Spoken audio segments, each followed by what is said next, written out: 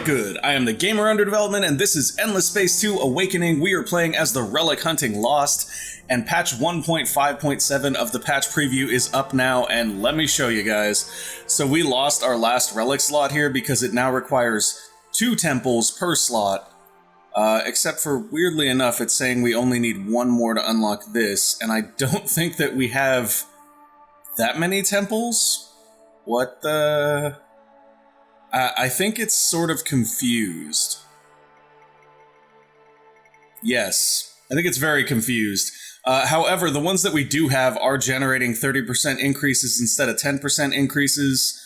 And once we unlock that, we should get even more production. One of the things I thought was interesting is if we come over here and we look at Bushir, we're still producing this fleet in 3 turns. I don't know if that's because we have so much production that it doesn't make a difference, but I suspect it's more than that. I suspect that for some reason, once we get this, we're going to get even fewer turns to finish that. So what I think we're going to do here is we're going to keep an eye on the turns that it requires to push those out. I mean, realistically, this is going from a 10% increase to a 30% increase, which is, 3 times as much. So I would suspect that this would go down to 1 turn to finish everything. But of course, to do that, we first need more temples to the Lost. So let's go ahead and see what system we might want to put another temple on. Purely based on population on planet, we could go with something that just has a small planet that's already got a temple on that small planet. Is there another small planet? I thought Bonnie had a small planet that we weren't really worried about. Yeah, that gas temperate right there looks perfect. Okay, so we're going to come down here to Bonnie, and we're going to turn our gas temperate here into a Temple of the Lost. Or Temple to the Lost, rather. Put that right on top of the queue. That way next turn that should be available to us, no problem. And then Korana has completed Denark University, which is great. Let's go to their queue and throw some more things in construction. Wow, they don't have Pulvis Productions, they don't have Interplanetary Transport Network yet. We're going to build that even though we don't have any strategics here, and the main reason is because we do have maxed out pop, so we should still get a reasonable production boost. Let's also go with all of our defensive improvements. I think we dedicated a lot of turns here to Denark, so instead we're just going to finish out the rest of their improvements that they kind of need on this system. Should be relatively quick, to be honest. Okay, Temple of the Lost will be built in Bonnie, and that, theoretically, according to this, will give us access to that last production slot. And I can't wait to see if that cuts the turns on our fleets down to 1, because if that does, then, oh wow, guys, we are ready to go. We are ready to go. Okay, so production is good. Let's have everybody move and then jump around and see how everyone's doing. Relic Hunter's fine there. Our invasion fleet here is basically handing this system over. Why would we want to buy out the pirate mark there? We have no interest in buying out the pirate mark on the Riftborn system game. I appreciate the offer, but we're good. Dimitri is currently invading. He's about to finish them off, and once he does, we can move our death stack here straight on over to Matarka if we'd like to. If we go towards Matarka, I think we're going to try to take that system, though, because I feel like we would benefit from getting it. And we already gave the UE Pegasus. Okay, so that all of our fleets are kind of hanging out there, including the new one led by Moria. I want to take a second here because somebody pointed this out to me in the comments, and I'm bad at life, and I should have noticed this myself. Moria is a woman. Moria is a she, and I have been calling Moria a he, and that was a vast mistake. She is the best admiral we have, and I do apologize for that mistake. She is fearless driven and a superior officer in my opinion. Excellent work for Moria. Everybody's doing good. Let's just go ahead and end. Resource crisis next turn. Your Empire use of bandwidth exceeds your stocks. How's that possible? We just cleared a ton of bandwidth. Okay, so we're dedicating 19.5 here. Is it piggyback? I thought piggyback was supposed to reduce. Okay, well, we'll drop piggyback. We don't really need that. Logical error, cannot cancel offensive program once they are active. What? That doesn't make any sense.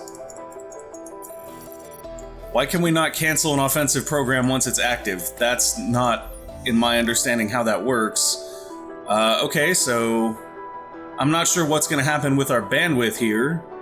We shouldn't even necessarily be in crisis. We're at 63.5 out of 61. This is very confusing to me right now. Cannot cancel offensive programs once they're active. Right-click to cancel it instead. Okay, so I guess we'll cancel encrypt for a turn just to make sure that we're okay there. Alright. That's fine. I wonder if you have to drop the backdoor. You probably have to drop the backdoor to get rid of the offensive program. That's probably what it is. And honestly, at this point, I'm not that worried about it. I'd rather have the, our Empire manpower is low now. Lots of these things are coming sort of out of nowhere because of the patch changes, I suspect. Ranas has been successfully hacked. This is an Empire Academy system, so we can increase our contributions, we can earn hero point unlocks. I'm going to go ahead and minimize that for the moment. The Mazari Science of the Empire of Fame, perhaps you would like to share in our knowledge. Excellent, thank you. We will take that. We will gladly take that.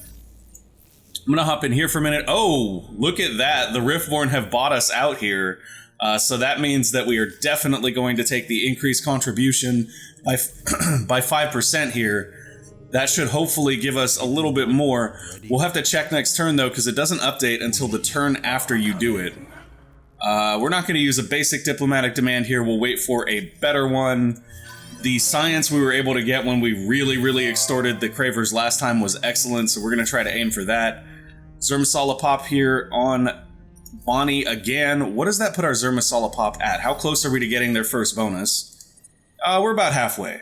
We're about halfway to that, pretty far from that, and then I don't know if we're going to make it to Planet Paydirt before we win the game, to be honest. But we're going to try. We're going to try. Petrov Jutka has leveled up. We're going to go ahead and give her, anything we want. At this point, anything we want.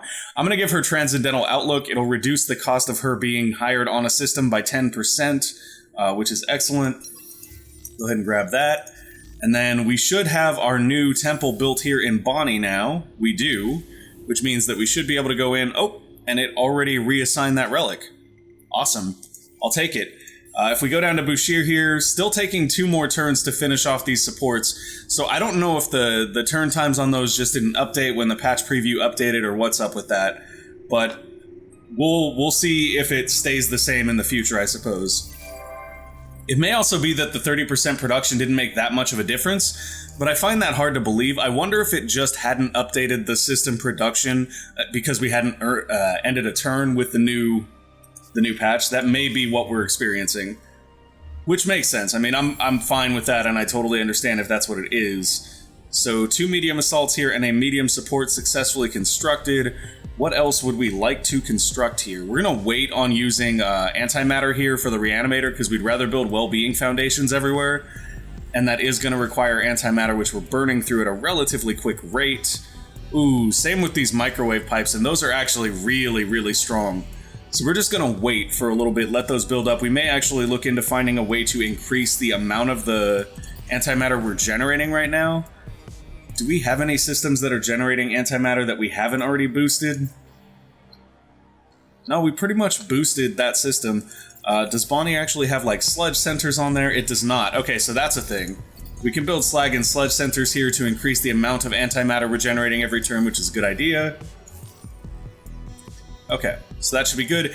Ida is now just working on public 3D printing, which seems like a waste in most cases. So I think what we'll do is we'll put up big data shipyards here, just so that we can start producing ships here. We could do a microwave pipe here, but if we do, we're going to burn through that antimatter once again. So it seems like a better idea to just start building out more fleets. Let's do it. All the fleets. While we're at it, did we already put in queue the research for our carriers? We did. Okay. It's our next thing in queue after we get the strategics, I believe? Yeah, after we get Orichalix, we'll get that. And when we finish Orichalix, we'll also get an upgrade to the industrial zones, so we should see even more production from Bushir, which is awesome. Oh wow, look at that. That's what I'm talking about. Let's upgrade all these ships to make sure they are of the right caliber. So now we want to bust out a full fleet. That is this right here. Whammo, look at that. 7,000 power. So the power actually went down when we changed the layout, but the defenses look like they went up. We can actually check that if we come over here and look at Moria's fleet. So Moria's fleet has a lot more power and a lot more defenses.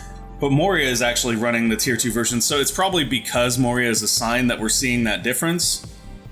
Interesting. However, the good thing is that Moria's fleet is actually pretty on par. 11,000 power versus the Riftborn fleet that we saw over here that we were concerned with that is boasting 15. Okay, so they're still significantly more powerful than us. And that's probably just because on a per-ship basis, they seem to have a little bit more power than we do. We can definitely take a look at Moria's fleet to confirm that, though.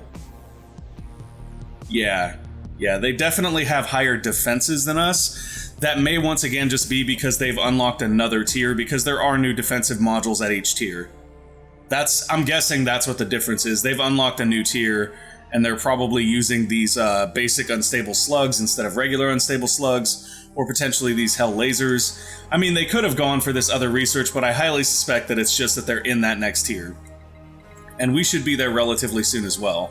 Okay, we can live with this. AI labor being built in Kuyos. That was the last production improvement needed in Kuyos. We built all the other production improvements. We just dumped dust into them to finish this system out a lot faster. Gonna go ahead and throw some happiness in queue here.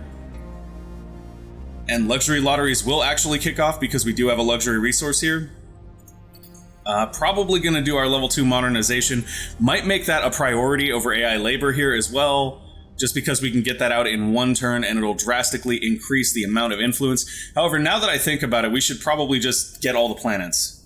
Let's get all the planets. 2 turns to get that, 5 turns to get that. Sure, that's great. Let's do that. So we really do want to get a nice production planet here, but I think after that we'll do AI labor before we do the rest of them. So that's okay. That'll be fine. It's okay if it takes Kuyos a few turns to get up to snuff. The reality is if we wanted to, we could just go dump a bunch of strategics and, well, actually we bottomed out the market on our strategics. Realistically, though, if we wanted to, we could, find ways to generate dust to just buy everything out on that system, but we're not really gonna worry about it too much because it's not necessary at this point. I'm actually surprised, have they not finished this invasion? It should be over, now. This turn should be the last turn that invasion is even happening. And if I'm not mistaken, do we have the photobomber assigned to a fleet right now, or is he just floating? He's just floating. Okay, so that's excellent, because what we're going to do then is we're going to assign him... Ooh, wait a minute. I have an idea. Moria Kupos is going to come here because Moria Kupos is a speed booster. And then down here... Oh, we can't assign him there because it's outside of our space. That's unfortunate. Okay, well, it is what it is. What we'll probably do then is just throw him on Kuyos or something else that's doing a lot of production just to give him some free experience. That'll give him a little bit of experience while he kind of sits and waits, as well as providing a little more happiness to Kuyos because of Saints and Sinners Bill. Yeah, because it provides 30 happiness for systems with a hero on it. And then we'll have Moria Kupos bring her fleet right on up here. As we do that, though, we are definitely going to keep an eye on the heroes in the marketplace. It does look like we have 2 systems, technically, that need new governors. And available to us are Wood Savez and Baramaxa. Baramaxa is an Unfallen, which means primarily food boosts. And yeah, not exactly the best governor that we could possibly get. Not terrible, but not the best. Wood Savez is a scavenger, which means his top-end skill is actually pretty decent for a system like Bonnie, where we're going to have a lot of foreign population. I think that's great, actually. We should probably look at picking him up. He is 13k, though, so it's going to be a hot second. And what does our hacking look like now? 35 out of 61. Okay, so it seems like we're fine. I don't know why the game was like, yo, your hacking is an issue. We're going to go ahead and turn our encryption back on in Kamos, leaving us at 50, not really seeing what the issue is, game. Really not. So Dill still has the piggyback and the accelerator running. I'm not sure what the piggyback has done. Did it really reduce the cost of the accelerator? No, it didn't. Minus 30% bandwidth cost on hacking programs. It's supposed to. Doesn't seem to have done that, though. Yeah. Really doesn't seem to have done that at all. So that's sort of intriguing in its own way. I think what we're going to do here is probably start a hack from Dill over to Estray here, And the main reason why is because if we can get a backdoor on Estray, then we can go after Groose from Estray pretty quickly. Yeah, let's do that. Let's do that. That should be great. And we've got our fleets just kind of hanging out here waiting to finish the invasion of that system. I really wish the UE would pick that up. Let's hope that they finish the invasion this turn. They should. Like, the other side has 45 troops left. That's nothing. Population boost ended for the Zermasala. No, it didn't. No, it didn't. It's right back on. It's on like Donkey Kong. Okay. Diplomatic message. Your disdain for our alliance has been made quite clear. What are you talking about? We helped you take Pegasus. What is your problem? Okay, so we're winning this competitive quest. Woot. At least it looks like we are. Population boost has been restored for the Zermasala. Justikar Jai Parcha has leveled up. Let's go ahead and give her... We get additional manpower on system. That's pretty interesting, but not necessarily something that I would prioritize. I mean, I don't see anything else, though, that she can really take that's going to be particularly useful. Dust Catalyzation is actually pretty good. That'll reduce her assignment duration and also the cost of having her assigned on a system. I mean, it's a maybe. It's a maybe. We could go over here for manpower. I mean, between those two, actually, yeah, we'll take the dust cost reduction. Manpower being slightly less important unless you're being invaded constantly, and we're not. We're just not. Okay, so for this hero, though, minus 60% dust cost on Academy System Orbit, that's kind of cool. Basically, if you're defending Academy Systems, your fleets don't cost anything. How did we not get damage with Moria? Did we really pass over damage at some point and get, like, Shield of the Lost? Wow, okay. That was a huge error on my part. It's okay, we'll catch up. We're going to take that damage for sure. That may be a big difference maker in fleet battles in the future. Abianorid has leveled up. Gonna go ahead and give Abianorid... Not gonna get the happiness, so anything that gives happiness is a priority. Flat Science is also kind of good here. I'm gonna go for Flat Science. We have a percentage science boost here as well, but Flat Science is just gonna be better because we don't generate enough base science for the percentage science to actually be useful. Okay, so that's done, done. What do we have in here? Kamos is now doing public 3D printing, which is no, we don't want that. Do we spend the dust here to upgrade, or do we save it? I think we have an election coming up soon, and I don't necessarily want to burn all of our dust right away. I'm gonna go with Big Data Shipyards here because we're producing ships here, and I'm actually gonna move it up in queue so that we get that benefit on those ships. We probably should have had that built there in the first place. I tend not to build Big Data Shipyards everywhere unless we're, like, constantly at war, but in this case, we're basically choosing it over public 3D printing because public 3D printing is just, hey, make more dust. Make more dust. Come on, more dust. Alright, so in this case, I would like to build Wellbeing Foundation. We're not there on Antimatter, though. Not going to build the Reanimator because we're trying to save up on Antimatter. Could go with Planet Cracker here, but we're not going to see much of an improvement. Dust increases from this, also not going to see a huge improvement. 4,291 versus... Oh, okay. Guess it's not factoring in yet. That's interesting. We'll put it on dust for right now. Public 3D printing, like I said, is something we want to avoid, but if we're pretty much out of everything else we can build except for stuff that eats antimatter when we're trying to build well-being foundations, then we're not going to do it. In this case, though, we can work on that, clearing out a negative anomaly. We should actually look at Karana and make sure they don't have any negatives we can clear. They do. Look at that. Multiple moon mission. That's not actually a negative we can clear, but it is something that we can research rather... Or I guess it is an anomaly you can reduce, but there's nothing bad about it. So I don't know why it's listed as a reduction. I think what that'll do is actually enhance this planet a little bit. So we'll go ahead and do that. Okay, everything else seems fine. Crust engineering is done, so we should see geo-industrial plant upgrades happen to all the places that are using production exploitations. And then down here we have behemoth maximization up next, along with our carrier. That should be very exciting. I'm excited to start rolling carriers off the lot, guys. There's no joke. Geo-industrial plants are here now, so we're seeing even more production. That's what we were hoping for. And once we unlock our carrier, we're just going to start making carrier fleets. It's going to be gorgeous. Just gorgeous. Okay, medium assault just hanging out here. Everybody just hanging out here. Why is Dimitri mad at us, though? Like, I don't understand. Is it because we're not defending Electra? Is that the issue? Because if it is, we can do it. In fact, let's do that. Let's just go for it. Let's take this fleet right here and see if we can free move straight to Electra so we can skip past that system right there. And the question is, can we fight off this fleet? Oof. There is a lot of damage there. There's a lot of damage there. So at the best, we may be able to damage their fleets. We're not going to be able to save this system, but we can try. And if that's what it takes to keep our allies happy, then we'll do it.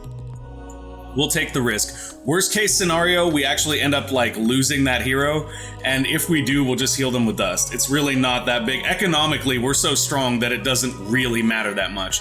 Ooh, and look at that. We're close to taking Heracles for the Academy. That'll be a nice increase in FIDs that we don't have to maintain or upkeep or do anything with. I love that. Okay, let's go ahead and end our turn.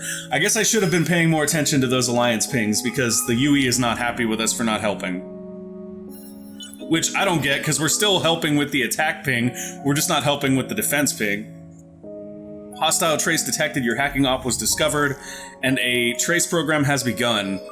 Okay, we're gonna be done here in 2 turns. It's gonna take them, if I had to guess, it's gonna take them at least 3 turns to get back to Dill. I think our hack is just fine there, so we're gonna leave it. New relics have been detected, awesome. Now you offer your ally assistance, well done, you. Okay, so that was it. They wanted us to send somebody over to that system that's about to fall, and they're happy with us now. So all right, I could respect that. I can respect that. UE, we got you, fam. We're on our way. We're gonna lose our fleet, and we're not gonna save you, but we're on our way. Service is leveled up here. We're definitely going for damage with him as he is a fleet commander. And then Ruthian has leveled up as well. Gonna get some more luxury resources from Ruthian. We do need to shuffle our heroes and make sure they're on the most beneficial systems per hero very, very soon, because it doesn't do us any good to have Ruthian in a system that does not have luxury resources. Ooh, that was interesting. So we did not get a Nakalim population here, or if we did, we already sent it away. I thought we just generated one, but I guess not. I'm fine with this, though. I'm totally fine with this. This system is filling up with Zermasala, and we love it. Okay, so if we're done with that, let's go ahead and take a look at our production queue. Bouchier is basically doing all the things. They have all the fleets, and do we have it yet? We don't. We're getting there. We're close. We're close to our carrier. I can't wait. I'm like super excited to get our carrier running. Until we get our carrier running here, though, it's probably a good idea. Actually, this might be the one system where it's worth it to just build the microwave pipes and not worry about our antimatter, because this is our main ship production system. So that +2 FIDs per population means even more production. In fact, we may want to begin doing like some population management here, where we sort of prioritize pops that generate additional production and send them here, which in this case would be the Zermasala. So like, actually, now that I think about it, once Bonnie fills up with Zermasala, it may become our main production system. I'm actually curious how that scales right now.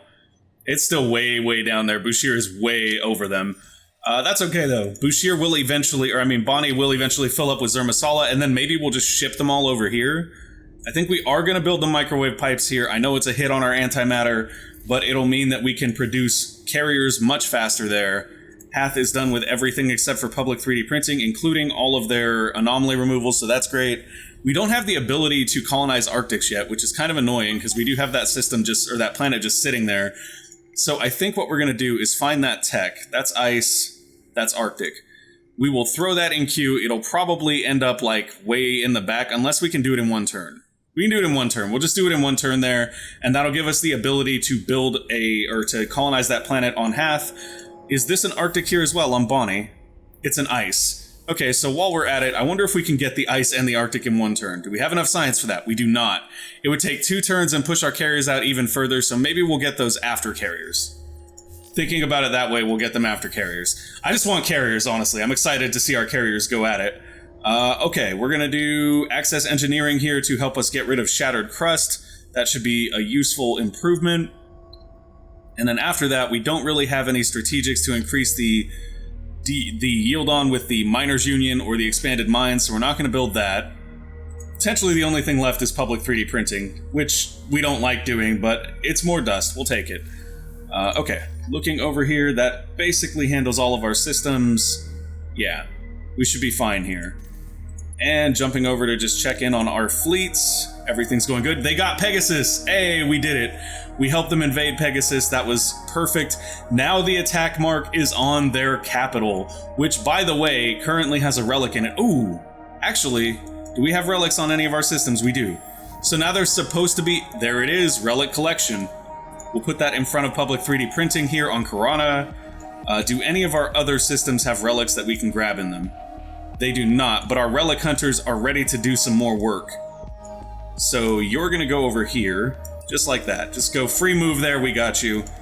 You're already gonna collect the one that's right there, so yes, our relic hunters get to put in work again. We're gonna get some more relics instead of having this one odd unassigned relic, and that means we can make our heroes even better. I'm excited about that. Whoa, whoa, whoa, I don't want you to invade. We're just... Oh boy. Oh boy. Callan's fleet has landed. This is gonna be a very interesting battle. We're gonna go to the advanced one for this. We'll probably watch this, because it's gonna be a big fleet battle. Their last options used. See them going sort of medium, long range. If we look at their fleets, they're actually... Ooh. Medium, long, short. There's a good mixture of ranges in their fleet. But the thing that stands out to me is that this coordinator is primarily just a short-range vessel, while everything else is kind of strong at medium. So if we can keep them at long range, if we can avoid really engaging them and just kind of keep them at long range, there is an advantage to be had in that. The tough thing is they have a tendency to put everything in like this bottom slot, which means if we put stuff in the top slot, we don't really get them. So I think what we're gonna do is keep everything in those bottom two slots, except for our hero ship. We did this before. It wasn't super successful, but it was something we kind of got some value out of, I feel like. Let's definitely not leave this other medium support up here, though. Instead, let's put that in the bottom. Shield absorption is a good strategy. It's going to keep us at long range. Their ships seem to be better at medium and short range. There is one ship in their fleet that prefers long range. And it's a heavy hitter. It is a heavy hitter. It looks like it's their heaviest hitter. But that's not a bad thing, because that means it should, in theory, be in range for us to poke at it and blow it up. Okay, are you guys ready? Because I'm ready. I'm excited. I think this is going to be a very, very interesting battle. Ooh, are they all energy weapons? They are. They're primarily energy weapons, and they're primarily tanked against projectiles. So they have a lot of tank against us. Diagram shows the balance of long-range accuracy between the two. So we're even at long range, so that's ideal. We want to stay there. Okay, I can live with this. Fortunately for us, our long-range strategy also gives us better shield absorption, which is very, very useful. You chose this in 0% of battles overall. Okay, well that makes this the great one to try it in. Okay, let's do it, guys. Let's do it. Fingers crossed, here we go.